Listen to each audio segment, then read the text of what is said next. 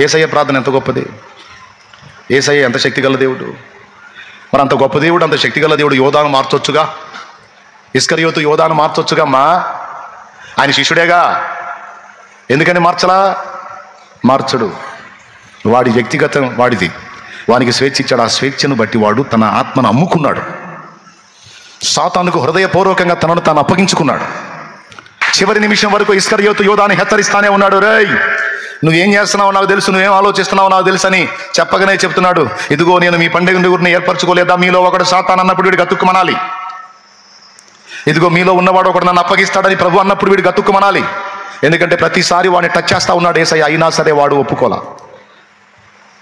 ఆఖరికి భోజన పంక్తిని కూర్చున్నప్పుడు కూడా మీలో ఒకడు నన్ను అప్పగిస్తాడు ఈ వేళ అని అన్నప్పుడు, ప్రభా నిన్ను అప్పగించే దుర్మార్గుడు ఎవరయ్యా, నిన్ను అప్పగించే దుర్మార్గుడు ఎవరయ్యా?